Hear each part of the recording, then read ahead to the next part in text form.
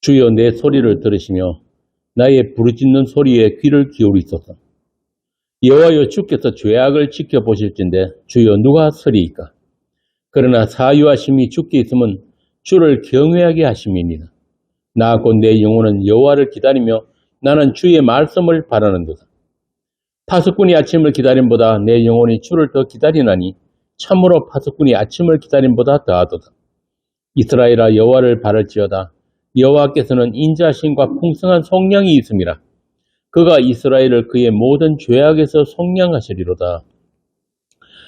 아버지 하나님, 저희들이 주의 이름으로 모일 때에 주께서 저희들과 함께 하시며 저희 심령에 주의 음성을 들려주시고 우리가 주님을 듣는 그 복을 풍성하게 누릴 수 있는 그런 교회가 되게 하여 주시옵소서. 주 예수 그리스도의 이름으로 기도합니다. 아멘. 자, 오늘 말씀은 요한복음 12장 36절에서 50절입니다. 요한복음 12장 36절에서 50절까지 한 절씩 교독하겠습니다. 너희에게 아직 빛이 있을 동안에 빛을 믿으라. 그리하면 빛의 아들이 되리라. 예수께서 이 말씀을 하시고 그들을 떠나가서 숨으시니라.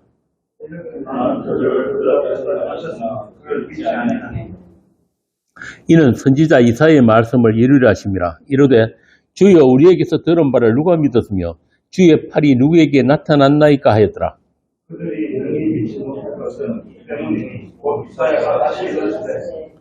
그들이 눈을 멀게 하시고 그들이 마음을 완고하게 하셨으니 이는 그들로 하여금 눈으로 보고 마음으로 깨닫고 돌이켜 내게 고침을 받지 못하게 하려 함이라 했습니다.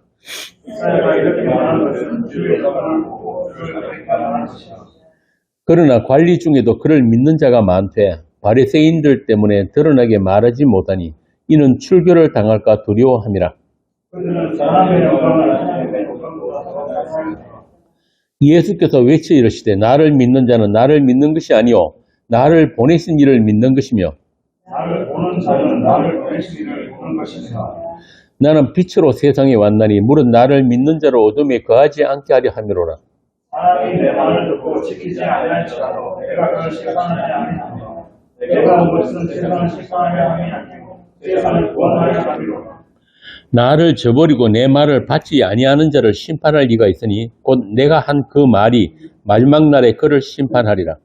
내가 내 자유로 말한 것이 아니요 나를 보내신 이께서 내가 말한 것과 이를 지키지 명하여 주셨으니. 함께 읽습니다. 나는 그의 명령이 영생인 줄 아노라. 그러므로 내가 이르는 것은 내 아버지께서 내게 말씀하신 그대로니라 하시니라. 아멘. 오늘은 여러분들하고 대화하는 시간을 좀 가져보려고 합니다. 원래 예배는 하나님을 듣는 것이에요. 하나님을 듣는 것, 이게 예배란 말이에요. 그리고 들은 것을 서로 나누는 게 예배예요. 그런데 오늘날 이 교회의 예배 이 형식들은 일방적이고 또 폐쇄적이죠. 기독교가 로마의 그 국교로 공인된 게 언제냐면은 AD 한 380년경에 공인이 되었는데 그 전에 콘스탄틴 황제 때 이제 기독교를 인정을 하기 시작했어요. 그러다 이제 테오도시우스 황제 때 국교를 이제 정식으로 발표를 했는데 그렇게 이 기독교가 그 이후로 정형화 되어버립니다. 정형화. 하나의 종교로. 이 말은 인간들이 정형화 시킨, 그 예배 형식 안에 하나님을 가두어 버렸다는 뜻이에요. 이 예배는 자유로워야 하는 거거든요. 그리고 쌍방의 대화가 있어야 진짜 예배예요. 본래 콘스탄틴 황제는 예수 믿는 사람이 아니거든요. 원래 로마에 있던 이방 종교를, 그러니까 태양신을 믿고 그랬던 사람인데, 이 사람이 기독교를 인정을 한 거는 어떤 정치적인 목적 때문에 기독교를 이용을 했단 말이죠. 그 위에 황제들도 다 마찬가지입니다만. 그러다 보니까 이 교회에서의 그 예배 형식, 또 특히 그 이 예배당, 교회 건축 형식도 이방 신들을 섬기던 그런 그 신전의 형식을 그대로 따서 지었는데, 그걸 그 바실리카 양식이라고 합니다. 오늘 대부분의 가톨릭 성당이나 또 개신교 예배당들도 그런 형태의 건축을 따르고 있는데, 서구 유럽 쪽에 가보면 이제 오래된 성당들 많죠. 그게 전부 다 그런 형식입니다. 이런 건축 양식들의 그 특징이 뭐냐 하면은, 성직자가 설교하고 직전하는 그런 이런 재단이 있고, 또 밑에 그 아래쪽에 보면은 청중석, 교인들이 앉는 자리가 이렇게 분리가 되어 있어요. 분리가 되어 있고, 이렇게 분리되었다는 말은 무슨 뜻이냐면은, 어떤 성직자만의 공간을 성역화했다는 거예요. 성역화. 그러다 보니까 성직자들, 그 사람들 역시 일반 교인들과는 구별이 돼요. 다른 옷을 입잖아요. 옷부터. 가운이 입고, 그죠? 개신교도 심지어는 그 성가대에 뭐 있습니까? 가운 입죠. 원래 그 입으면 안 되는 거거든요. 그렇게 그 구별되는 옷을 입고, 또 이 교회에서, 재단에서 사용하는 도구들도 뭐라고 합니까? 성물. 가톨릭에서는 성물이라 그러고, 개신교는 성구라 그러죠. 성구. 이런 전통과 관습들이 오늘날 개신교까지 이렇게 이어져 내려와서, 그 가톨릭으로부터 개혁했다고 하는 개신교가 예배당을 뭐라고 합니까? 성전이라고 그러죠. 성전. 또 목사를 뭐라고 그럽니까?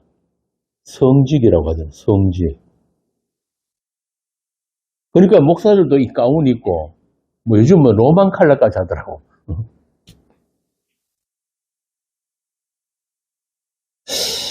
그래서 옛날에는, 요즘도 그런 교회들 많습니다만, 목사가 설교하는 그 강단은 일반 교인들하고 자리하고 구별해가지고 이렇게 높은 곳에 만들어가지고, 강대상이나 의자도 보면은 일반 교인들이 거기 못 앉게 하잖아요. 아예 그 강대상이나 의자 보면은 이렇게 십자가 이렇게 탁 새겨놓고 이렇게 해놨단 말이에요. 그냥 이제 일반 그 집사님들, 특히 여자 집사님들이 이제 강대상에 꽂고자 하는 정도, 그죠?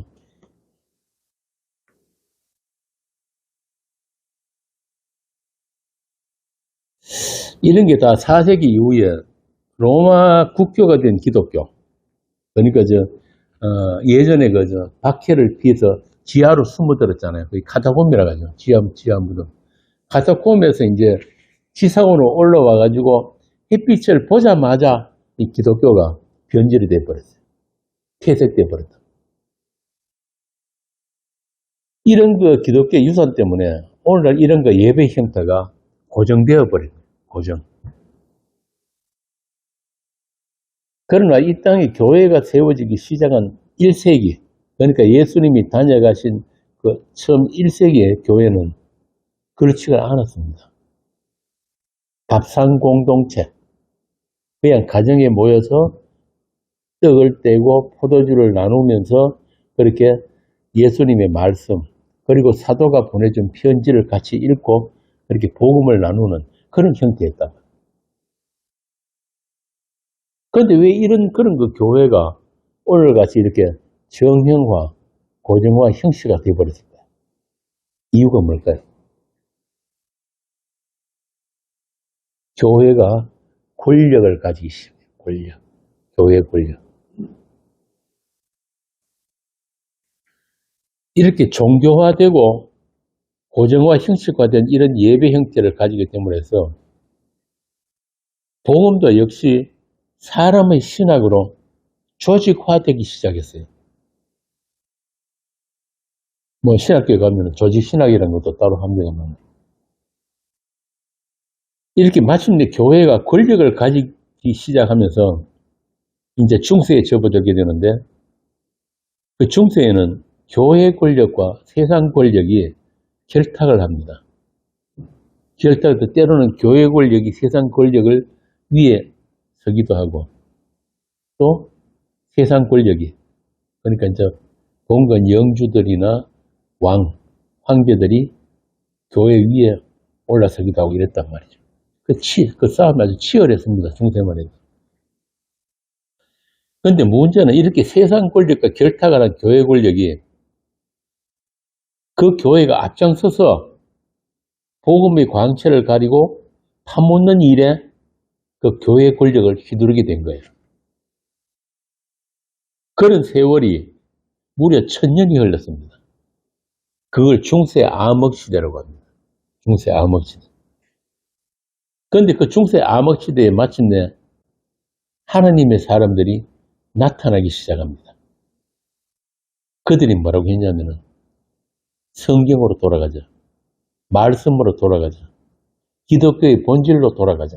그랬단 말이죠. 그 운동을 종교개혁이라고 그러잖아요. 그게 바로 15세기부터 시작된 농민운동, 반봉건주의죠. 그러니까 그 당시에만 해도 이 봉건 영주들이 뭐 그냥 노예 다루듯이 일반 농민들, 그 당시에는 다른 산업이 없으니까 농사밖에 없잖아요. 그렇게 억누르던 그런 그 봉건 세대에서 반봉건주의 운동이 일어나고 농민운동이 일어나고 그러니까 종교 권력과 결탁한 그 지배계급, 영주들에 대한 반발에서부터 시작된 게 이 종교개혁이에요. 위클리프나 후스 같은 사람들, 그리고 그 뒤를 이은 사람들이 루터, 즈빙글리, 켈빈 이런 사람들이 소위 말해서 프로테스탄트, 저항운동 그런 운동이 본격화되었는데 그에 따라서 뭐가 바뀌냐 하면은 예배의 형식도 바뀌게 됩니다. 종교개혁을 하면서 가장 외형적으로 드러난 게 뭐냐면은 16세기 종교개혁자들에 의해서 세워지는 그 개혁교회들은 종전의 그 신성시되는 어떤 그런 건축물 또는 성직제도, 예배 형식, 심지어는 성가도 못 부르게 했어요. 인간의 감정을 자극해가지고 어떤 그 기독교의 본질에서 멀어지게 한다 그래서 성가도 안 불렀단 말이에요. 이런 걸 다 금지시켰습니다. 그런데 또 어떤 문제가 생기냐면은 그러다 보니까 무분별한 설교, 말씀 남용이 생기고 이러다 보니까 그걸 방지한다는 이유로 해가지고 새로운 교회에 새로운 직분이 생겼어요. 그게 뭔지 아세요? 목사라는 직분, 목사. 그전에는 목사라는 게 없었습니다. 원래 성경에도 목사라는 게 에베소서에 딱 한 번 나오는데 그게 목사가 아니고 목자거든요. 목자, 포이면 목자라는 뜻이거든요. 이 목사라는 제도가 새로 만들어지고 그렇게 이제 새로운 그 종교 권력으로 이제 이 개신교가 등장하게 되어버렸단 말이에요. 이게 세상이에요. 종교를 개혁했다고 했는 그 개신교 종교 개혁자들이 또 새로운 권력이 되어버린 거예요. 그래가지고 주일날 교회 안 나오면은 경찰들 시켜가지고 잡아가고 이런 일도 있어요. 또 그 자기들이 어떤 교리, 신학과 다르면은 이단으로 이제 아주 막 무시무시한 어떤 그 탄압이 있었다고. 학살까지 벌어지고. 이런 그 범죄가 교회 이름으로 생겨나게 됐는데, 지난 여름 캠프에서 제가 말씀드렸듯이 가장 대표적인 게 뭐냐면 제세례파에 대한 탄압. 제세례파 아시죠? 뭐냐면은 옛날에 애기들을 낳으면은 애기 때 벌써 그 영세를 주거든요. 유아세례, 영세를 주고 했는데 그거 소용없으니까 세례란 거는 스스로 본인이 회개하고 예수 믿기로 결단했을 때 세례 주는 거다. 이러니까 제세례파들은 그 유아 영세도 부정하면서 이 제세례파 교회에 들어가려면 세례 다시 받아요. 그래서 제세례파라 그랬다. 이래서 보니까 뭐가 부정되면 기성교회나 성당, 가톨릭에 대한 이런 거 부정적인 것 때문에 엄청난 탄압이 있었어요. 교황도 제세례파가 보이면은 즉각 처형해라. 그런데 종교개혁자들까지도 그 제세례파들을 탄압했단 말이에요. 그뿐만이 아니에요. 침례파. 이 침례파들은 꼭 세례는 물속에 넣었다 나와야 된다. 이러니까. 야, 너가 물거래 좋아하냐? 알았다면. 한번 들어가 봐. 이래가지고. 단체로 막 물속에 수장시켜버려. 대량 학살. 이런 게 하나님의 이름으로 벌어졌다니까요. 이 기독교 역사에 보면은 참 이해 못할 일들이 굉장히 많습니다. 그래서 세상이에요. 이렇게 종교인들에 의한 범죄의 역사가 기독교 2000년사다. 기독교의 흑역사다. 2000년 교회에서는 그야말로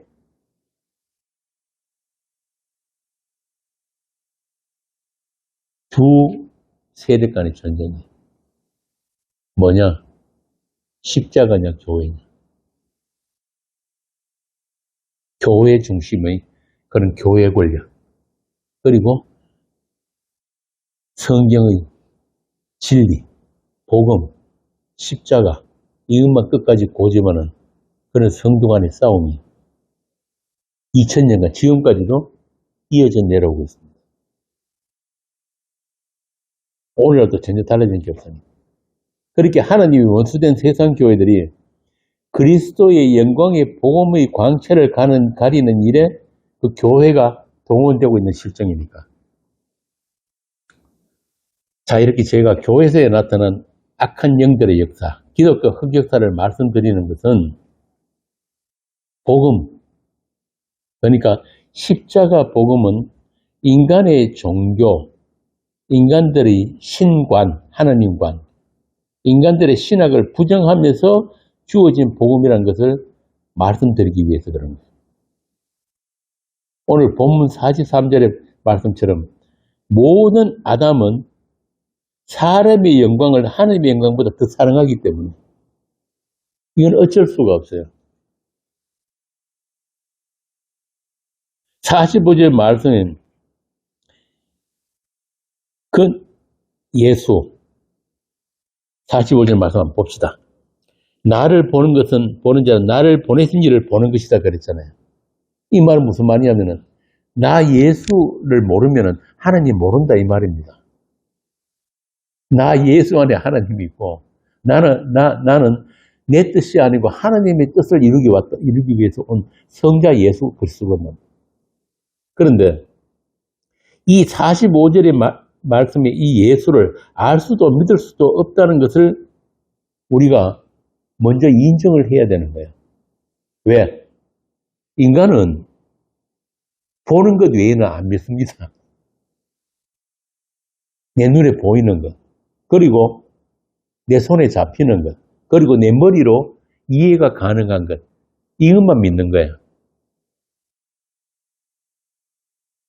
그런데 우리가 안 보이는 하나님을 믿는다? 이것이 하나님이 누구예요?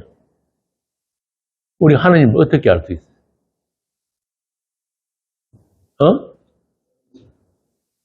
그렇지.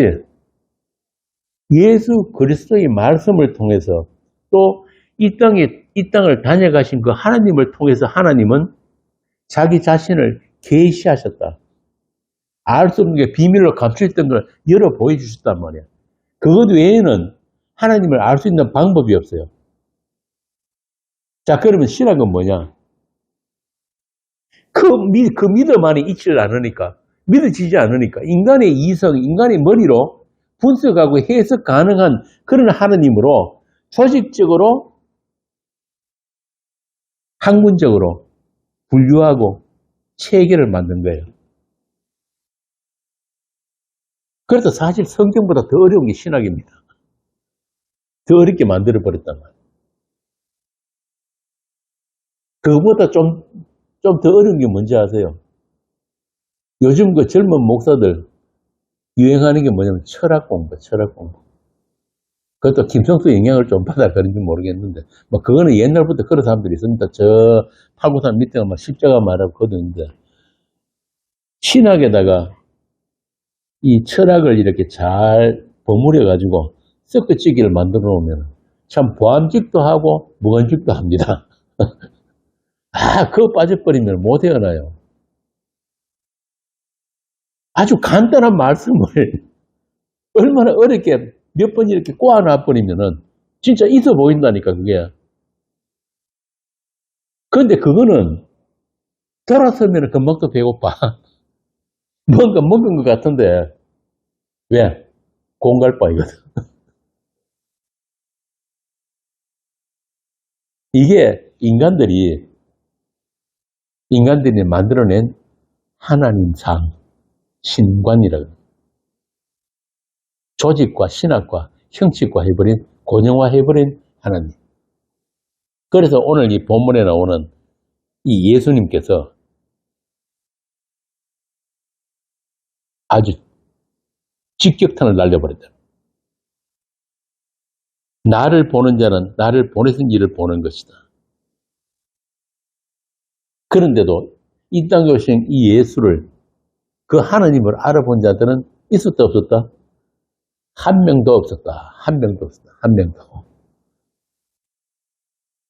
그러면은 이제 성경이 다 완성된 오늘날은 어떻습니까? 그럼 이 성경 읽으면 하나님 압니까? 아까 읽지가 성경으로 안다 그랬는데 어떻게 아는 거예요?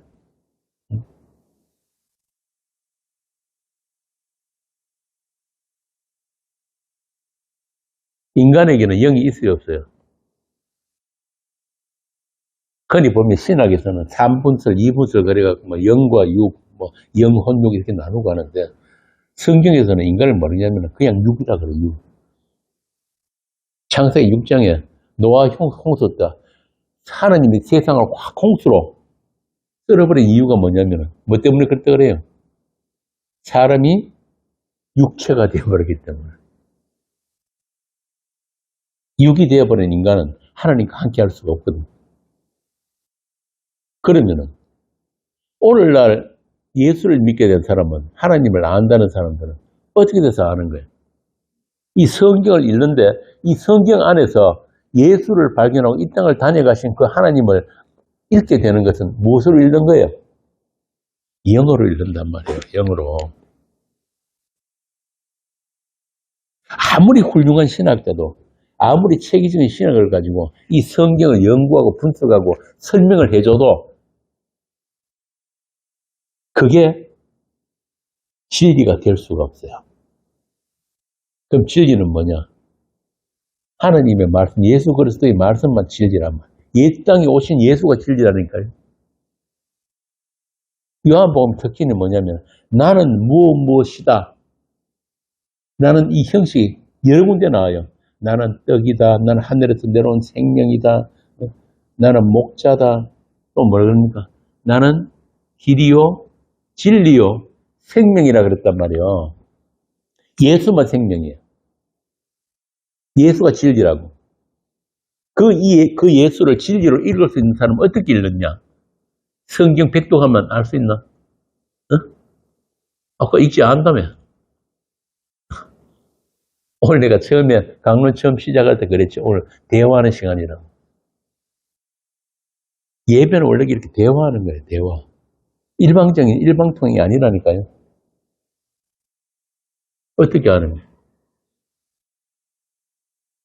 예수 그리스도의 영이 여러분한테 임하게 되면은 뭐가 바뀌느냐 하면은 한자로 볼관, 관, 영어로 시, 사이트, 눈이 바뀝니다. 눈이. 우리 이 눈 말고 다른 눈이 주어지는 거예요. 성경을 진리로 읽을 수 있는, 예수를 읽을 수 있는 눈. 그리고 이 세상, 역사관, 세계관, 가치관, 인생관, 전부 다 뒤에 뭐가 붙어요? 관이 붙잖아요. 관. 보는 게 바뀐단 말이에요. 또 뭐가 바뀝니까? 듣지 못한 게 들린다니까요. 듣는 거예요. 말씀, 저나, 누가 다른 목사나 누가 설교를 하잖아요. 설교하는데, 그 설교가 1시간 설교를 했다 칩시다. 그럼 설교를 들은 사람이 100명이라 칩시다. 그 100명 하나하나 물어보세요. 뭘 들었는지. 다 다를 수가 있어요. 듣는 게 바뀌는 거예요.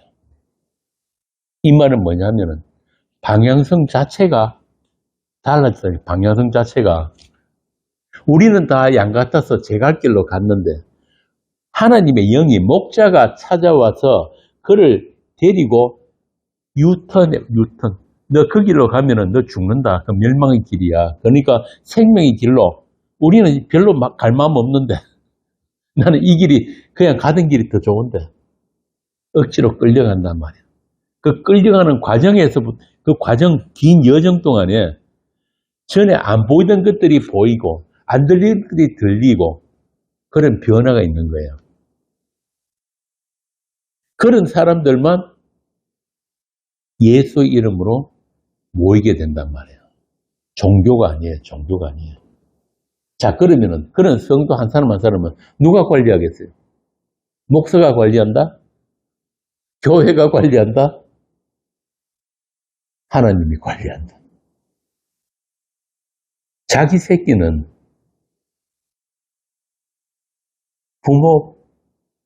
부모보다 자기 새끼 잘하는 사람 없잖아요. 그죠? 반드시 하나님께서 예수에게 주신 그 성도들은 절대로 하나도 잃어버리지 않는다 그랬단 말이에요. 그래서 오죽에 했으면 여러분들 머리카락 하늘까지 다 헤아리고 있다. 눈동자처럼 지킨다. 졸지도 주무시도 않으면서. 여러분이 밤에 잠자는 시간 동안에도 여러분의 심장은 뛰고 있잖아요. 그거 누가 보장하는 거예요? 얼마 전에 누가 내 아는 사람이 그랬답니다. 젊은 사람인데 40대인데 건설회사 하는 사람이 그냥 자다 가버렸대요. 아침에 보니까 와이프 얼마나 황당하겠어요. 아무도 장담 못하는 거예요. 그런데도 우리가 밤에 잠자는 동안 심장이 뛰고 있다는 것은 성도 한 사람 한 사람은 주께서 정말요 어느 한 부분까지 작은 거 하나까지도 다 관리하고 계신 거예요. 그런 사람들의 모임이 교회예요. 한 몸된 교회, 그리스도의 몸된 교회. 그래서 그 몸된 교회를 유기적 교회. 한 몸이기 때문에. 같은 감각, 같은 통점, 같은 눈, 같은 귀. 그래야지 한 몸이잖아요. 그래서 내가 오늘 처음부터 말씀드리는 게 교회란 뭘 배우러 오는 곳이 아니란 말이에요. 우리나라 이 교회란 이 한자로 가르칠 교자에다 몰배자를 쓰니까 사람들이 뭔가 자꾸 교회가 좀 하나 배우려고 목사인데 뭘 좀 배우는 데가 아니에요. 배워서 될 문제 같으면은 신학 학위 갖고 있는 사람 다 천국 가야지. 그렇잖아요. 배우는 게 아니고 이미 교회가 된 사람들, 그리스도의 한 몸이 된 사람들만 모이는 게 교회란 말이에요. 그걸 에클레시아라고. 이 여성 명사예요. 그들의 신랑은 다 누구다? 예수 그리스도. 예수 그리스도의 신부된 교회란 말이에요. 그래서 그들은 한 몸이기 때문에 누가 가르치지 않아도 알게 돼 있어요. 그분을. 각자의 가장 알맞는 방식으로 알맞은 때에 주께서 하나하나씩 가르치고 계신 거예요. 그 일에 동원되는 사람들이 직분자들, 교회에서 말하는 소위 이제 성경에 나오는 장로, 교사, 집사 이런 사람 직분자들. 직분자들은 교회에서 투표해서 뽑는 거 아닙니다. 처음부터 그거는 가짜고 성경에 나오는 직분자들은 다 뭐냐면 하나님의 성령의 은사를 받으면 직분자가 되는 거예요. 뭐 신학교 안 나와도 아무 상관없어요. 그리고 그 직분은 그 은사는 내가 소유할 수 있는 은사가 아니에요. 은사란 뜻이 뭐예요? 최욱 씨, 은사, 은사. 우리말로 뭐예요? 선물. 선물 한자로 쓰면 은사가 되거든. 선물은 내가 막 달라 그래서 주는 거예요. 아니면 주는 사람 마음이에요. 주는 사람 마음이에요. 그리고 그 은사는 그 직분을 다 하고 나면은 그냥 또 하나님이 그다 가질 수도 있어요. 내가 소유할 수 있는 은사가 아니란 말이에요. 그런 은사가 주어지는 곳이 바로 교회예요. 세상에는 없으니까. 그래서 그 은사는 전부 다 하나로 모아지는데 무엇으로 모아집니까? 정집사님. 방은? 병 고치는 거? 예언하는 거? 귀신 쫓는 거? 말씀으로. 말씀. 모든 은사는 말씀으로 모아지는 은사예요. 다른 은사는 없습니다. 이제 이 정경이 66권에 완성되고 난 뒤부터는 방언, 예언 이런 거 다 없어졌단 말이에요. 그래서 그런 직분자들이 모여서 무엇을 나눈다? 예수를 나누고 복음을 나누는 것. 이게 예배예요. 이게 예배라면 워십, 경배하다. 그런 사람들을 말하면 경건한 자라고 합니다. 유세배라는 뜻이 뭐냐면 경건 그러니까 뭐 술 안 마시고 담배 안 피우고 오락 안 즐기고 오늘날 교회들이 전부 다 그렇게 하는데 원래 경건은 뭐냐면 왕 앞에 납작 엎드리는 거예요. 부복한다, 부복. 당신이 왕입니다. 당신이 뜻대로 하십시오. 이렇게 납작 엎드리는 걸 경건이라고 해요. 그래서 교회로 모이는 모든 경건한 자들은 우리 왕 예수 그리스도, 예수 그리스도의 주대심, 고린도서에 나오잖아요. 우리가 세상의 영을 받지 아니하고 하나님으로부터 영을 받은 것은 하나님이 은혜로 주신 것들을 알게 하렵니다. 그리고 성령으로 하지 않으면 어느 누구도 예수를 주시라 할 수 없다. 예수 주라는 말은 하나님이라는 뜻이에요. 우리 왕, 우리 임금, 우리 하나님, 예수 그리스도. 당신이 이 땅에서 흘리신 그 피, 그 십자가 아니면 나는 영원한 심판을 받아서 마땅한 죄인 맞습니다. 이런 동일한 고백이 나오는 사람들을 교회라고 하는 거예요.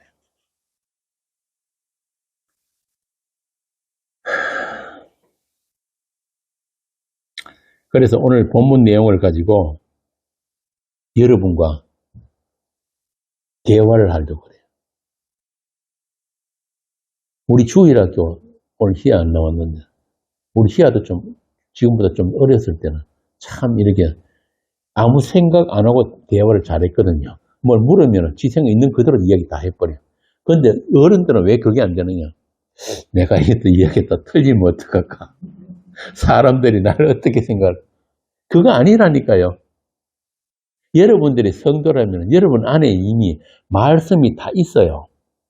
우리 예수 믿는 사람들의 인생은 뭐냐면은 한마디로 정의하자면 말씀으로 채워져 가는 인생이에요. 마지막 죽는 순간까지 말씀으로 계속 채워져 가요. 그래서 나중에 요한계시록 보면은 그 나라에 가면 우리를 뭐라고 부르냐면 하나님이 말씀이라 부른다니까요. 그러니까 이미 여러분 안에 충만한 말씀이 완성되어 있는 그 말씀이 여러분 안에 있다니까요. 구약에 선지서에 보면 나오잖아요. 이제는 말씀을 어디다 새긴다? 너희들 심령의 마음에 마음판에 새긴다 그랬다니까요. 그것도 금강석 다이아몬드 칠필로. 그러니까 여러분 안에 있는 그 말씀에 대해서 여러분들이 뭐 이게 맞는 걸까? 혹시 내가 잘못 가고 있는 거 아닌가? 그럴 필요가 없는 거예요. 사람한테 검증받으러 가지 말란 말이에요. 목사한테 검증받고 장로한테 검증받는 게 아니에요. 여러분들을 가르치시는 분이 여러분 안에 있단 말이에요. 그래서 그 말씀은 꼭 성경책 들고 이렇게 읽어야 말씀이 아니고 여러분에게 수시로 무시로 찾아오는 말씀이에요. 아, 이게 그 말씀이었구나. 여러분이 살아가면서 이렇게 일어나는 많은 사건들 있잖아요. 집에 자식들을 애먹인다든지 남편이 애먹인다든지 뭐 여러 가지 회사에 문제가 생긴다든지 어떤 사건들을 통해서도 그 말씀이 우리에게 깨닫게 해주는 것들이 있단 말이에요. 그게 성령 안에 있는 사람이고 주님과 동행하는 거예요. 동행.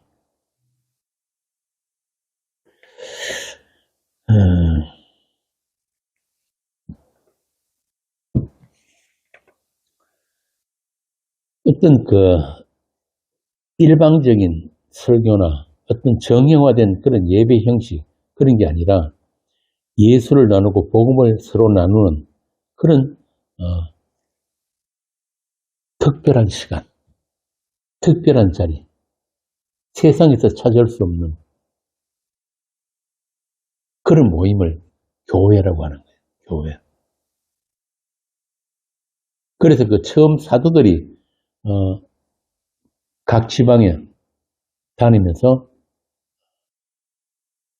복음으로 인해서 발생되어지는 그 교회.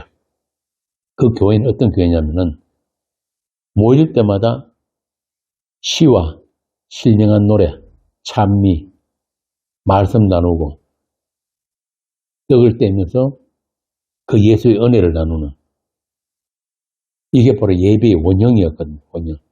어떤 형식에도 매이지 않고. 그래서 이런 예배를 영과 진리의 예배라고 하는 거예요. 그래서 우리 교회도 그런 예배를 가지기 위해서 오래전부터 제가 그런 생각을 해왔고 또 그런 시도를 해왔는데 여러분들이 잘 따라주니까 한번 생각해 보세요. 우리 교회가 일반 이런 교회들하고 달라도 너무 다른 거 아닌가요? 그렇죠. 그런데 우리 교회에 적응 못하는 사람들은 결국 왔다가는 다 떠나게 돼 있어요. 야, 아무리 봐도 이거 아닌 것 같은데. 그만큼 오늘날 이 기독교가 오해되어 있는 기독교, 오해된 하나님, 오해된 성경. 그래서 대전 모임을 우리가 오해 시리즈를 한 1년 하고 이제 그만하려고 그러는데 그 오해된 것조차도 오해를 오해인 줄도 모르고 살아가는 그런 교인들. 참 안타깝지만은 사람의 노력은 어떻게 할 수가 없는 겁니다.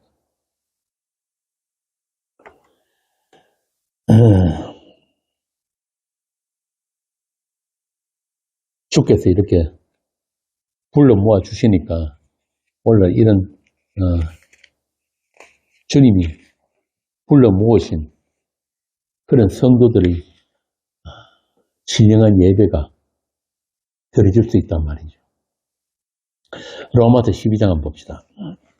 과연 성경이 예배를 뭐라고 하는지 한번 보자고요. 12장 1절 한번 읽어보세요.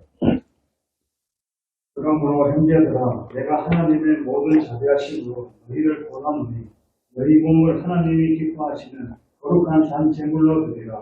이는 너희가 드리는 영적 예배니라. 산 제물로 드리라. 산 제사로 드리라. 이게 무슨 뜻이에요?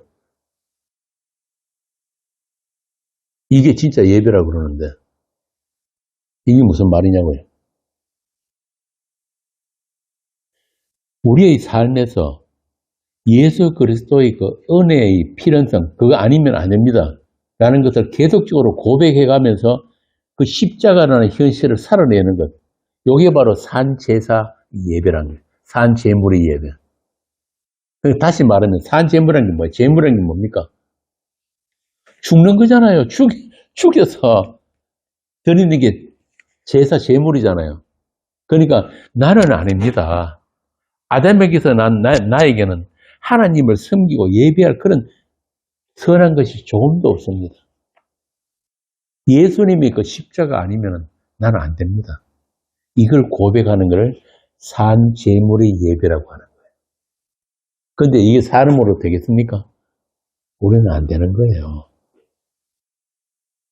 그래서 성도들 인생에는 이 십자가라는 현실을 재생시키는 사건들이 계속 일어난단 말이에요. 그걸 다른 말로 표현하자면 고난이라고 해요. 고난. 우리 본성과 맞지 않은, 우리가 제일 싫어하는 그런 사건들입니다. 이 땅에 언약의 피를 흘리신 예수 그리스도의 은혜, 그 은혜 앞에 항복하는 것, 납작 엎드리는 것.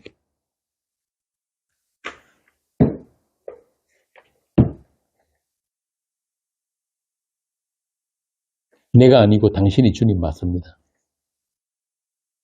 나의 불가능과 무가치함을 인정하고 그 예수 이름 앞에 무릎 꿇는 것. 이게 산 제물의 예배예요. 그러니까 이렇게 주일날 모여가지고 예배 드리는 것만 예배가 아니고 여러분들은 이미 여러분들 삶 가운데서 그 산지에서 예배를 드리고 있는 사람들이란 말이에요. 맞습니까? 대답이 없어. 이게 예배예요. 당신의 십자가 은혜 아니면 나는 영원한 심판을 받아도 할 말 없는 죄인 맞습니다. 이런 사람들은 따로 교회 가서 예배 안 드려도 나의 삶 자체가 예배란 말입니다.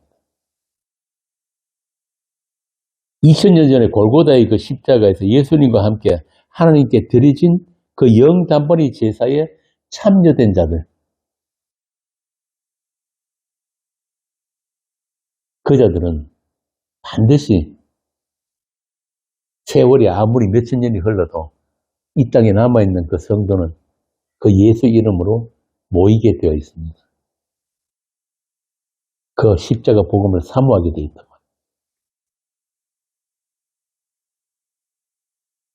강장로가 우리 삶이 다 예배라고 했으니까 아, 됐다. 다음 주부터 안 나와야지. 그런 거 아니란 말이야. 와, 우리 그 옛날 어른들도 그런 말 했잖아요. 핏줄은 서로 땡긴다고. 땡기게 돼 있는 거예요. 말씀이 여기 있는데 우리가 어디로 가겠습니까?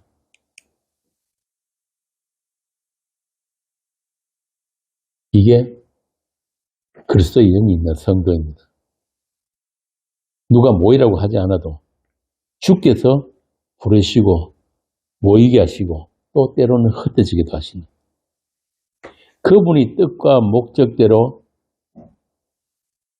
모이는 교회. 우리의 목적이나 우리 결단이 아니란 말이에요. 교회는. 그래서 히브리서에 보면은 이 마지막 때에 모이기를 피하는 어떤 사람들의 습관과 같이 하지 말고 오직 구원하여 그날이 가까울수록 모이기를 힘쓰라. 모이기를 힘쓰라. 이렇게 모여가지고 우리 주님이 하신 그 일이 어떤 것인지 세상은 절대 알 수 없는 어떤 새로운 영역, 다른 세계. 히브리서 아까 방금 말씀드린 히브리서 10장 25절부터 나오는 그 말씀 앞에 뭐가 있냐면 한번 봅시다.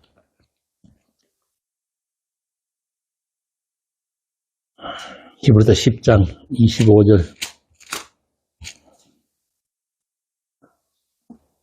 25절에 보면은 모이기를 피하는 어떤 사람들의 습관과 같이 하지 말고 오직 구원하여 그날이 가까움을 볼수록 더욱 그리하자 그랬는데 이 앞에 보면은 뭐가 있냐면은 그러므로 형제들아 우리가 예수의 피를 힘입어 성소에 들어갈 담력을 얻었나니 그 길은 우리를 위하여 휘장 가운데 열어놓으신 새로운 살 길이요 휘장은 곧 그의 육체니라.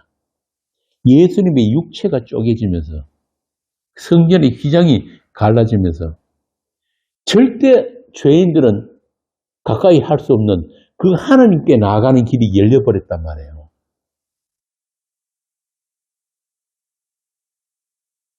뭘 들고 나갈 수 있습니까? 예수 피를 들고.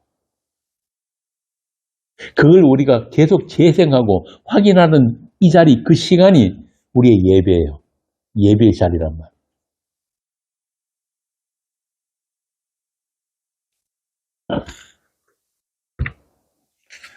자, 그래서 오늘 본문에서 이 본문에 나오는 이 내용들이 왜 그렇게 중요한지 우리가 서로 질문도 하고 답변도 하면서 그렇게 하나님께서 성령께서 여러분 각자에게 주신 은사대로 은혜대로 그렇게 말씀을 나누는 그런 진실된 예배가 앞으로도 이어지기를 원하는 거예요. 오늘 본문에 나오듯이 우리는 이미 예수를 알았고 그 예수를 통해서 하나님을 아는 자들이잖아요. 나를 본 자는 하나님을 보았거늘 너희가 어떻게 하나님을 보이라 하느냐.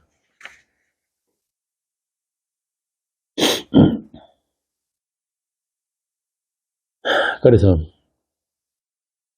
우리가 그동안 잘못 갖고 있던 그런 고정된 틀, 어떤 형식 이런 것들을 조금씩 깨고 부수어 나갈 필요가 있다. 그렇게 깨어지는 찢어지고 깨어지는 그 균열 사이로 하늘이 잠깐씩 보이는 거란 말이에요. 이게 세상 속에 있는 교회의 한계예요. 그래서 이런 말씀 나눔, 예수 나눔이 바로 성찬이고 경배이고 예배인 것입니다. 이런 영의 예배, 진리의 예배를 통해서 우리가 함께 그리스도의 몸으로 자라나게 된다. 어디까지? 그리스도의 장성한 분량이까지. 또 앞으로 죄가 없더라도 여러분이 어디서든 누구에게든지 말씀을 나누어 줄 수 있는 그런 말씀의 사람들이 다 되어야 하는 거예요. 본문 48절 말씀처럼 말씀을 맡은 여러분들이 노아처럼 이 세상을 정죄하고 믿음을 따르는 의의 상속자가 되어야 하는 거예요. 히브리서 11장 7절. 천사까지도 판단할 수 있는 하나님의 아들들. 고린도전서 6장 3절. 교회는 그런 성도들의 모임이기 때문에 세상과 구별되어 있는 거룩한 교회입니다. 일부러 거룩이라고 따로 만들지 않아도 전에 우리 대모에서도 거룩에 대한 오해를 말씀드렸는데 이 도대체 세상 교회들이 거룩이 뭔지를 몰라요. 착한 일, 나쁜 짓을 안 하고 착한 일 많이 하면 거룩합니까? 담배 안 피우면 거룩한가요? 술 안 마시면 거룩합니까?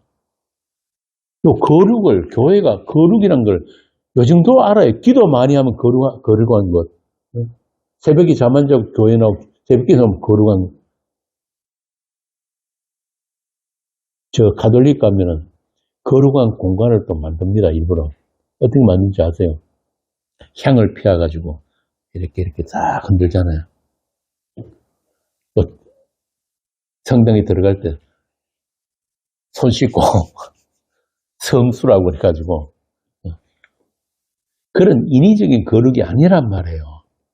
거룩은 하나밖에 없어요. 뭡니까? 피가 거룩이에요. 피가. 예수 피가. 여러분 한번 생각해. 여러분 안에 거룩한 구석이 조금이라도 있습니까?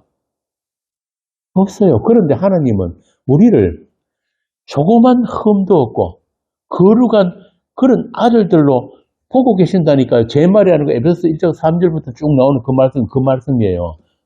이미 언제부터? 창세기 전부터 영원 전에 이미 그런 거룩하고 흠의 아들들로 완성되어 있다니까요. 하느님 안에. 그런데 그 딱 결정적인 이유가 뭐냐면은 근거가 뭐냐면은 아들의 피란 말이에요. 그리스도의 피. 그리스도의 피로. 그러니까 자꾸 내 자신을 깨끗하게 닦고 광내고 그러려고 하지 마세요. 그걸 셀프 거룩이라고 합니다. 그런 거 자꾸 가르치는 게 교회들이고 목사들인데 그거 한다고 깨끗해지는 게 아니에요. 핏뿌림. 예수 그리스도의 핏뿌림. 이게 우리의 거룩인 거예요. 그래서 그런 성도들이 대표로 나온 사람이 아까 내가 방금 말씀드린 노아, 세상을 정죄하고 믿음을 따르는 의의 상속자 노아, 히브리서 11장 7절. 그리고 천사들까지도 판단할 수 있는 하느님의 아들들, 본문에서 6장 3절. 이게 여러분들인 거예요. 교회는 그런 성도들이 모임이기 때문에 세상과 구별되어 있다. 일부러 거룩을 만들지 않아도 그들 자체로 세상과 경계를 가지고 있는 거룩한 존재들이다. 왜? 핏뿌림 때문에. 그래서 사람들이 감성을 자극하는 그런 음악이 없어도 여러분 자신이 찬송이에요. 여러분을 찬송이라 그런단 말이에요. 계시록에 보면. 여러분 안에 사시는 분이 그리스도이기 때문에. 자, 이렇게 교회가 무엇이며 예배가 무엇인가를 올바르게 아는 것은 아주 중요한 것입니다. 빛의 아들들에게 있어서 반드시 필요한 것이고 또 그들에게 감춰질 수 없는 빛으로 나타나게 된다. 그래서 성도란 존재를 세상의 위기라고 하는 거예요. 세상이 안다니까요. 세상 신이 여러분을 알아요. 사도행전 나오잖아요. 내가 예수도 알고 바울도 아는데 너는 누구냐? 귀신이 귀신같이 알아요. 그래서 사단, 악한 귀신, 악한 영들도 다 여러분들을 섬기는 존재들이에요. 여러분들 섬기라고 있는 거예요.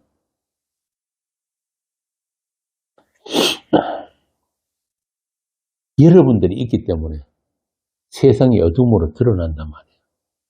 그래서 세상 쪽에서 봐서는 위기란 말이에요. 그런 성도가 아직 이 세상에 있다는 자체가 위기예요. 그럼 성도가 이 세상에 있다는 건 뭘로 합니까? 원주씨, 뭘로 알 수 있어요? 오늘도 아침에 해 떴잖아요.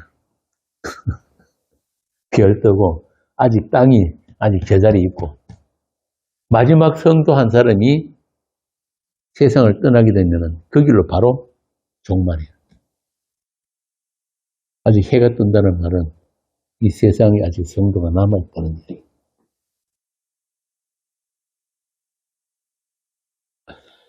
그래서 여러분은 예수님이 말씀하신 그 빛의 아들들답게 어둠에 붙잡히지 않도록 자신의 정체성을 잊어버려서는 안 된다. 이게 오늘 본문이란 말이에요. 그것이 소금이 짠맛을 잃지 않는 것이다. 이 어둠의 세상. 이사야가 말한 보지 못하고 깨닫지 못하고 돌이키지 못하는 그 죽은 세상 속에 산 성도들로서 존재하는 이유를 분명히 알 필요가 있다. 세상이 알지 못하고 보지 못하는 것들을 여러분은 알았고 보았고 또 지금도 이 땅을 다녀가신 그 하나님을 누리고 있기 때문에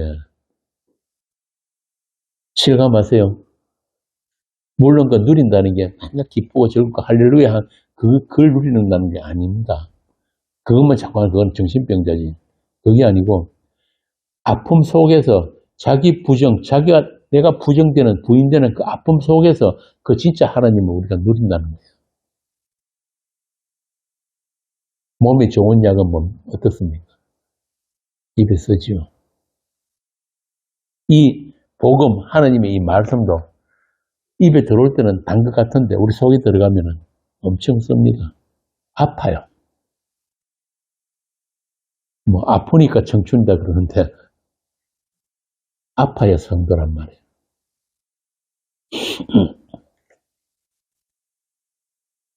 그래서 그 하나님을, 이 땅을 다녀가신 하나님을 우리가 누리고 있기 때문에 이 어둠의 세상, 눈먼 세상을 향해서 그것 아니고 이것이라고 이야기할 수 있어야 되는 거예요. 이스라엘을 향해서 이스라엘이 아니라고 했던 그 선지자들처럼 또 성전을 가리켜서 이것은 성전이 아니라고 했던 그 예레미야처럼 수염 다 뽑히고 덩어리 만들고 두드려 만들고 예레미야. 여러분도 예배 아닌 것에 대해서 교회 아닌 것에 대해서 아니요 할 수 있어야 되는 거예요. 복음 아닌 것에 대해서 아니요라고 할 수 있어야 된단 말이에요. 에베소서 6장 마지막에 보면은 편지 끝에 바울이 뭐라고 그럽니까? 내가 마땅히 해야 할 말을 담대히 할 수 있도록 말씀을 주십시오. 그거 기도하라고 하는 거예요. 다른 기도가 아니고. 분명히 하나님께서 그런 사건들을 만드실 거예요. 그러면은 그때 여러분들 입을 통해서 그 예수를 증거해야 된단 말이에요. 집에 부모들, 형제들, 예수 믿는 사람들 많잖아요. 이제 좀 했는데 추석에 또 모이고 하면은 싸움 나죠.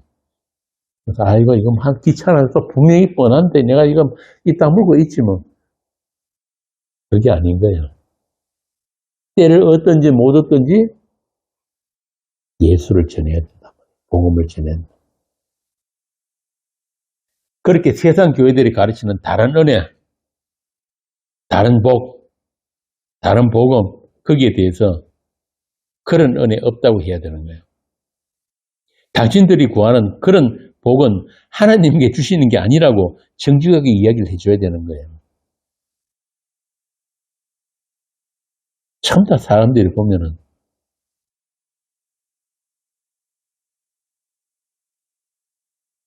어떤 본 상품보다는 사은품에 정신이 다 팔려가지고 교회 나오는 것 같아. 사은품 받으려고. 진짜 중요한 거는 생명인데, 그 영원한 생명인데, 그거 말고, 그거는 기본이고, 우리한테 당장 필요한 것도 좀 주세요. 그거 구하는 방법들 가르치는 게 오늘날 세상 교회가 되어버렸다. 제가 그랬잖아요. 기독 서점 가면 책 중에 제일 많은 게 뭔지 아세요? 기도 응답받는 비결. 어떻게 기도하면은 하나님이 잘 들어주십니다. 제가 단언하지만은 그거 들어주는 신은 세상 신입니다. 아니에요. 자식한테 먹고 죽을 걸 주는 부모가 세상에 어디 있어요? 그거 아니란 말입니다. 심지어는 하나님 보호자를 흔드는 방법까지 에이, 나쁜 놈들. 하여튼. 바울 사도가 고린도 교회에 전했던 그 하나님의 은혜, 그 은혜가 뭔지를 이미 여러분들은 알고 있으니까.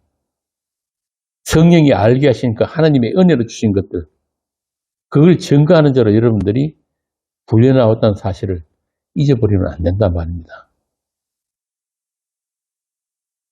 한번 보고 갑시다. 고린도서 2장 12절. 이 말씀은 우리가 늘 새겨드려야 될 말씀이니까.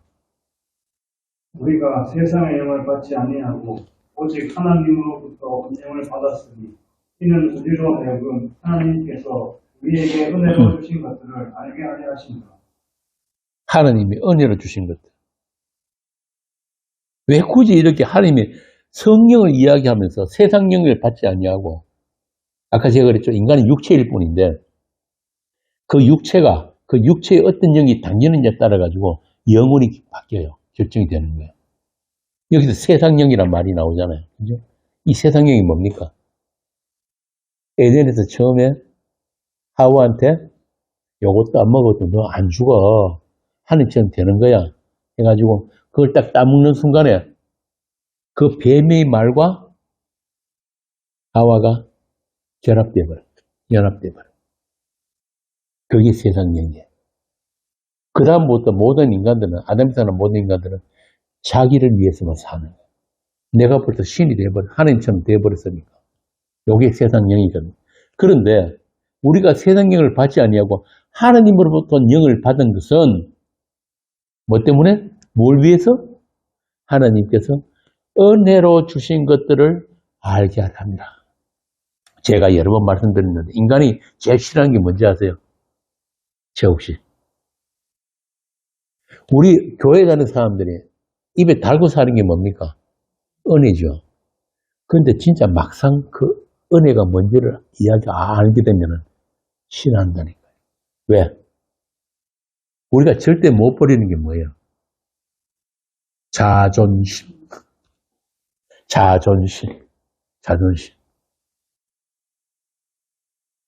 아무리 공짜 좋아하는 사람들도 네 거지되라 그러면 싫어. 그런데 성경에 보면은 실명으로 천국 간 사람 딱 한 사람 나와요. 누굽니까? 거지 나사로. 직업이 거지였다니까요. 부잣집 문 앞에서 주면 먹고 안 주면 굶고. 근데 그 나사로 예수님이 그 나사로 천국 갔다 그랬단 말이에요. 그런데 거지로 사는 게 왜 그렇게 우리 욕도 하잖아요. 이 거지 같은 놈. 그게 왜 욕이 되냐면은 우리 인간한테는 자존심이 있다니까. 거지도 자존심이 있습니다. 제가 전에 그런 예화를 이야기해 줬는데 요즘은 잘 안 보이는데 옛날에는 지하도 내려가는데 보면 이제 깡통 나누고 엎드리는 사람 있잖아요. 그죠? 그런데 어떤 사람이 지나가면서 깡통에다가 뭘 뚝 던져주고 갔는데 보통 땡그랑 소리가 나야 되는데 땡그랑 소리가 안 나는 거예요. 동전이 아닌 거예요. 또 보니까 누가 100만 원짜리 수표를 놨던 거예요. 그래 이 거지가 그날 집에 가서 종일 고민을 한 거예요. 나한테 어떻게 이런 일이 생길 수 있지? 답이 뭔지 아세요? 거지가 생각나는 답이 오늘 아침에 내가 그릇을 깨끗하게 닦고 나갔더니만 이런 좋은 일이 생기는 거야. 은혜로 알지 못하는 게 죄인이에요. 은혜에 뭔가 자기 걸 조금이라도 끼워 넣고 보태야 되는 거예요. 모든 원인은 하나님께만 있는데, 거기다가 나의 어떤 행위라는 걸 갖다가 같이 집어넣어가지고 그 결과물을 내 것으로 만들고 싶어 하는 거예요. 요게 죄란 말이에요. 요게 죄란 말이에요. 그래서 은혜를 그대로 있게 하기 위해서는 우리는 끼어들면 안 된다니까요. 그리고 우리 인생이 결국 그거 하나 하나님의 항복 받으시고 하는데 너는 은혜로만 존재가 가능한 피조물이야. 내 아들의 피가 아니면 너는 아무것도 아니야. 이게 바로 고린도서 2장 12절이에요. 하나님이 은혜로 주신 것들을 알게 하라. 사실 따지고 보면은 우리가 가지고 있는 거, 누리는 것 중에서 은혜가 아닌 것들은 아무것도 없잖아요. 하늘, 땅, 또 뭡니까? 마시는 공기, 물. 이거 없으면 우리 못 살잖아요. 근데 이걸 날마다 우리가 은혜로 생각하면서 삽니까? 당연히 있는 건 줄 알지.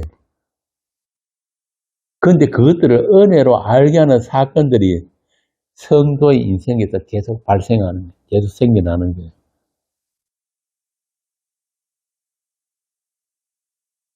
강진인가? 그 사람 가수 노래 보면 그런 게 있어요. 하늘, 땅, 풀, 꽃.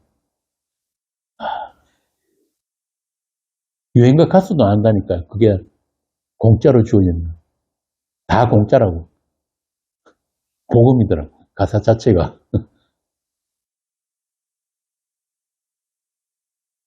진짜 중요한 것들은 그렇게 공짜로 주어지는 거예요. 공짜에 감사할 줄 알아야 되는데 우리 인간은 그게 안 된단 말이에요. 꼭 내 땀 한 방울에도 들어가야지. 그걸 내 것으로 만들어야지.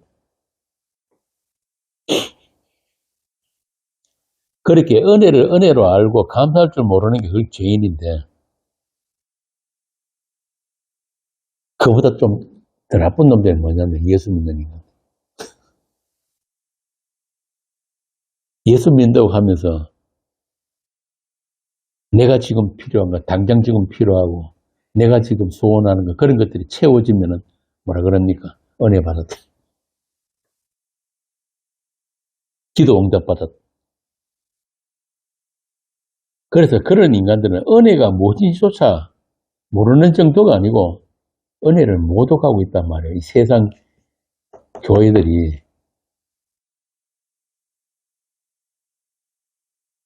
은혜를 은혜로 알지를 못하니까 내 욕심 때문에 내 필요 때문에 교회 나가서 하나님하고 거래하려면 거래. 내 주일날 안 빠지고 나와 드릴게요. 내 헌금하고 11조 해드릴게요. 내 기도할게요. 내 전도할게요. 그 대신에 내가 필요한 것도 좀 들어주세요. 여기 거래예요, 거래. 오늘 아침에도 서울에 어떤 젊은 사람한테 카톡이 왔던데, 한 일주일 내내 막 곧 죽겠다고 막, 매일 죽고 싶다. 왜 그런, 도대체 왜 그러냐니까. 원래 좀 그런 건 있는데, 이거 또 들은 거는 또 안 돼. 좀 우울증도 있고 좀 그래요. 좀 그런데, 아주 현실적인 문제. 어떤 살고 있는 어떤 빌라에 막 지금, 요즘 그렇잖아요. 서울 같은 데 빌라가 전세 문제든지 이런 문제, 또 뭐, 남친 문제, 이런 문제 때문에 아주 뭐 절박하게 지금 그랬는데, 그 내가 그런 현실적인 문제를 도와줄 수는 없잖아요. 그래서 내가 잠잠히 기다려라. 우리가 아무것도 할 수 없을 때, 그때 주께서 일하시니까 아무것도 더 이상 붙들 게 없을 때, 그때가 하느님이 일하시는 시작이다. 오늘 아침에 카톡이 와가지고 해결 잘 됐다고. 그래서 내가 뭐라고 한지 아세요? 그리 아니하실지라도 하나님은 하나님이시다. 요게 우리 수준이에요. 모든 인간들의 수준이 그 정도란 말이에요. 그런 우리들을 하나님께서는 반드시 예수 이름 앞에 무릎 꿇는 자로 만들어내시는 거예요. 이게 하나님의 전능하심이에요. 다른 말로 하나님의 영광이란 말이에요. 영광.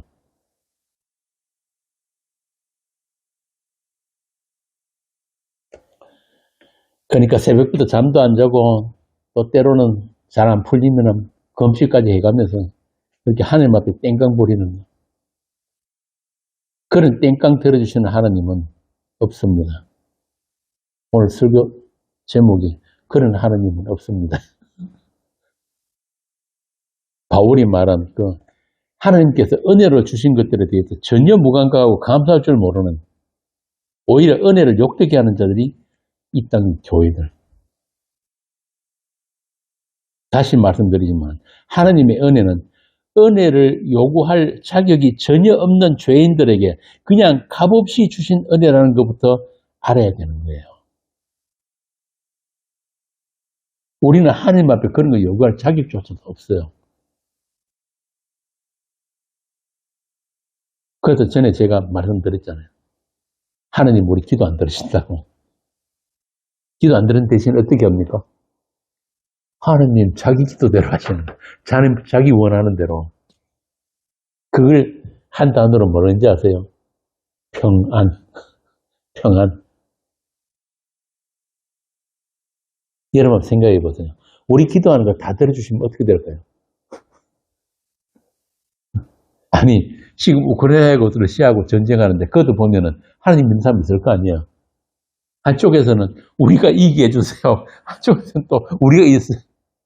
하나님 머리 아픈 거예요. 옛날에 그 누굽니까? 월드컵 할 때 축구 한 골 탁 넣으면은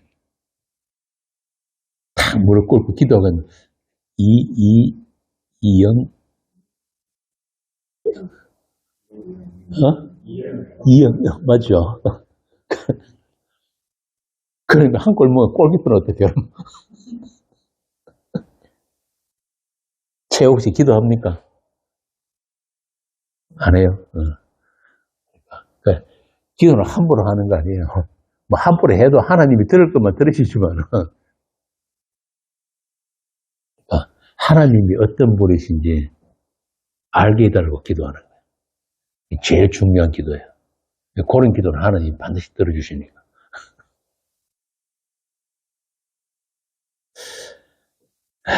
이렇게 죄인들에게 값없이 주신 은혜가 무엇인지를 이것부터 먼저 알아야 하는 거예요. 그리고 그 은혜는 성령께서 눈을 열고 귀를 열어주신 자들에게만 은혜가 된다.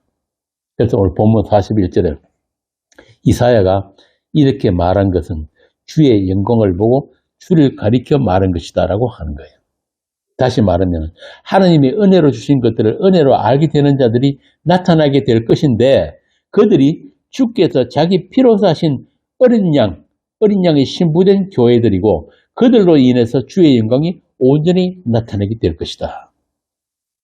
12장 28절. 아버지여, 아버지의 이름을 영광스럽게 하옵소서 하시니 이에 하늘에서 소리가 나서 이르되 내가 이미 영광스럽게 하였고 또다시 영광스럽게 하리라 하시니 32절. 내가 땅에서 들리면 모든 사람을 내게로 이끌겠노라.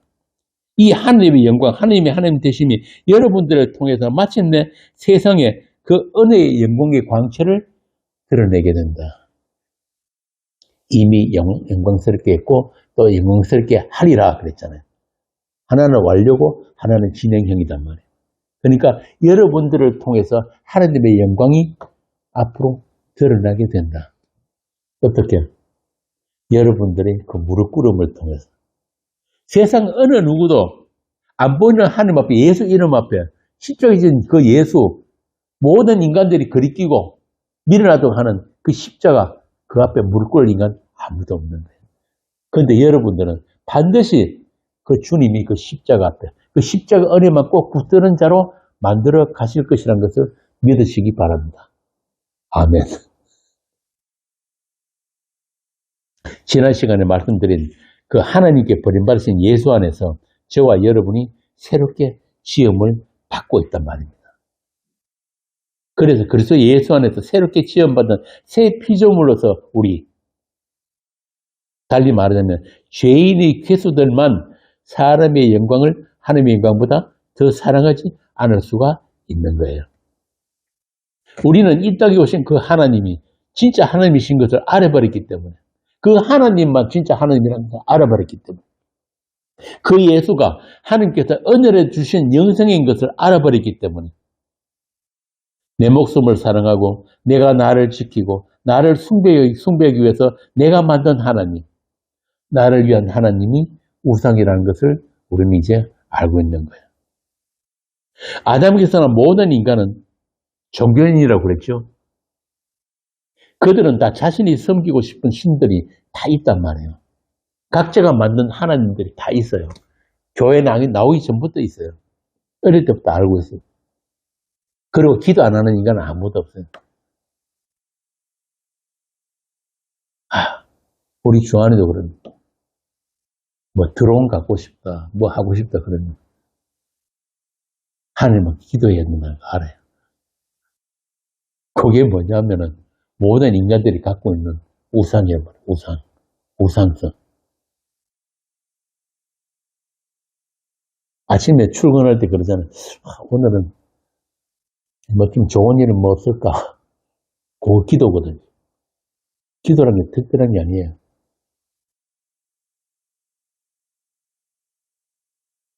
어느 인간도 신을 향한 욕망이 없는 인간이 없어요. 다만 그 신이 어떤 신이냐 하면 나를 위하고 나만 위하고 나의 요구를 들어줄 때만 내가 섬기는 신. 왜요? 그런데 이 땅에 오신 진짜 하나님은 그런 인간들의 우상성을 부정하면서 웃으면서 자신을 계시하신 하나님이에요. 그래서 다 싫어한 거예요. 왜 이 땅에 오신 그 하나님을 인간들이 합심해서 한마음이 되어서 십자가에 못 박아서 새겼어요. 자기가 부정되기 싫으니까. 그런데 그 하나님을 아는 것이 바로 영생이라고 그랬단 말이에요. 영생은 뭐라고? 요한복음 나오지 뭐 전에 했죠? 영생이 뭐라 그랬어요? 영생은 유일하신 하나님과 그의 보내신 자 예수를 아는 것이다. 여기서 안다는 말은 지식으로 아는 게 아니고 그 예수와 하나됨, 한 몸됨. 이게 영생이에요. 오늘 본문 44장 44절 45절 다시 한번 읽어봅시다. 누가 한번 읽어보세요. 예수께서 외쳐 이르시되 나를 믿는 자는 나를 믿는 것이 아니요 나를 보내신 이를 믿는 것이며 나를 보는 자는 나를 보내신 이를 보는 것이니. 다른 하나님 없습니다. 이 예수를 보면 하나님을 본 거예요. 이 예수를 알면 하나님을 아는 거예요. 이 예수를 만났으면 하나님 만난 거란 말이에요. 다른 하나님 없습니다. 그리고 그분을 죄인들에게 내어주신 그 은혜, 그 사랑 말고 다른 것 달라고 떼서는 것, 땡깡 부리는 것. 그 예수를 보내신 이가 누구신지를 모르기 때문에 이 예수 모르면은 심판이에요. 그에게는 생명이 없단 말이에요. 50절 한번 읽어보세요. 뭐라고 그러는지. 나는 그의 명령이 영생인 줄 아노라. 그러므로 내가 이르는 것은 내 아버지께서 내게 말씀하신 그대로니라 하시니라.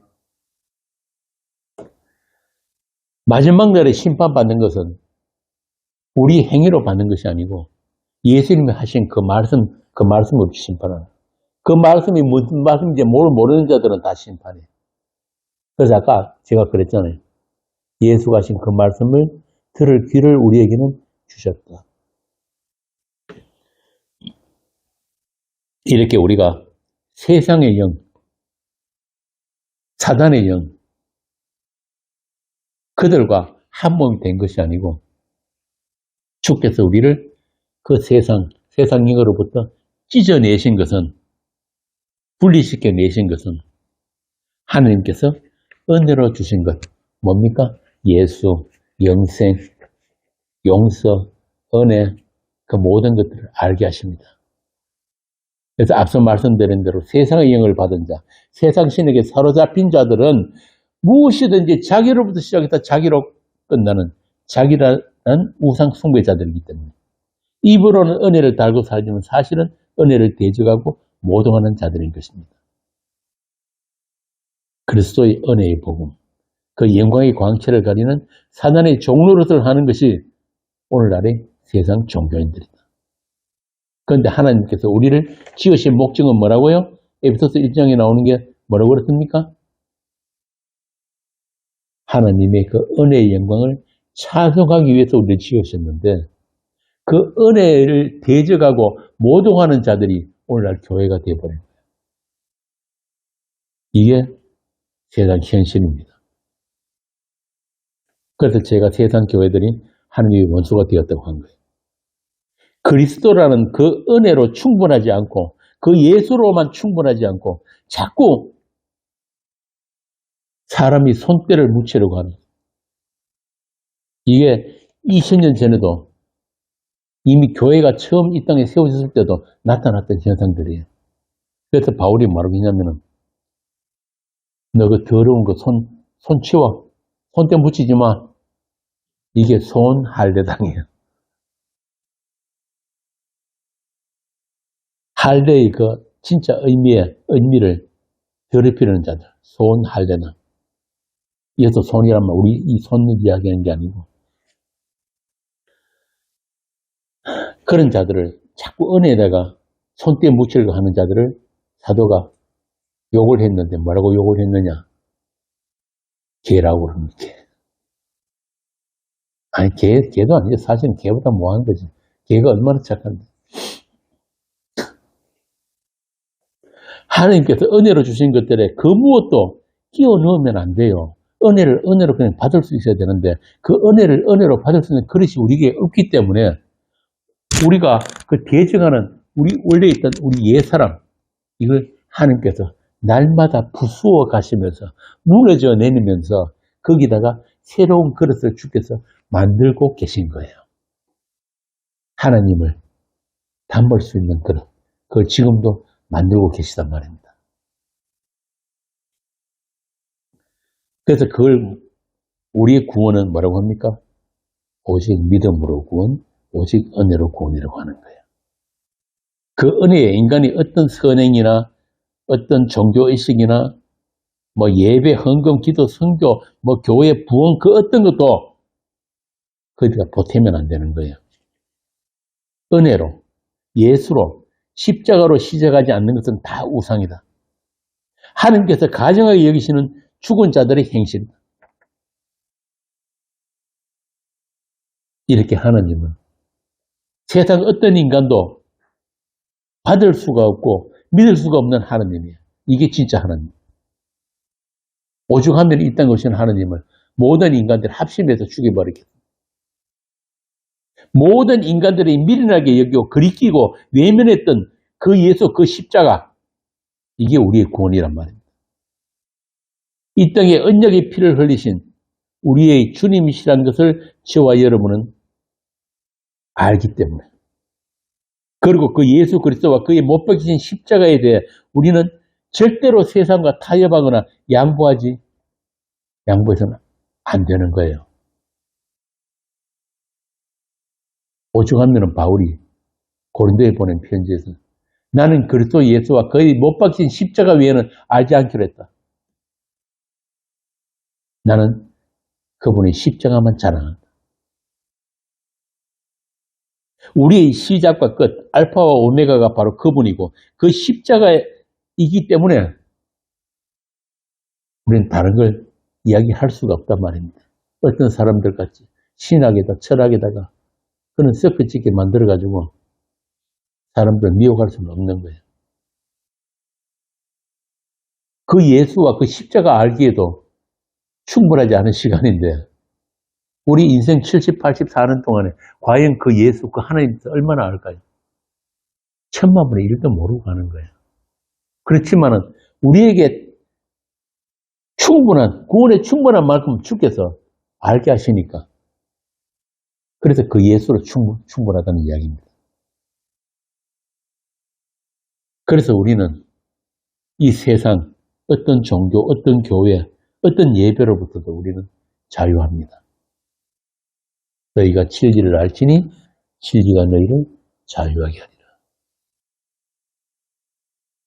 여러분 자신이 교회이기 때문에 여러분 자신이 바로 예배이기 때문에 여러분의 삶이 예배이기 때문에 여러분이 곧 찬송이기 때문에 이렇게 하느님 자신을 내어주신 그 복, 그 진짜 복, 그 영생을 지금부터 영원까지 함께 누리는 그 은혜의 영광이 이 자리에 모인 여러분에게 충만하기를 축원합니다.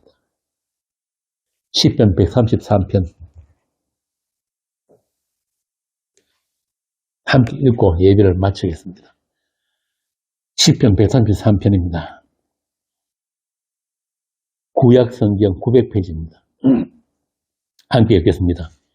보라 형제가 연합하여 동거함이 어찌 그리 선하고 아름다운고 머리에 있는 보배로운 기름이 수염 곧 아론의 수염에 흘러서 그의 옷깃같이 내림 같고 헐모니 이슬이 시온의 산들에 내림 같도다.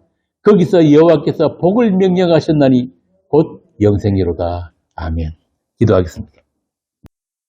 우리를 하나님의 피로 사신 교회로 불러주시고 또 함께 하시는 그 은혜의 영광을 감사합니다.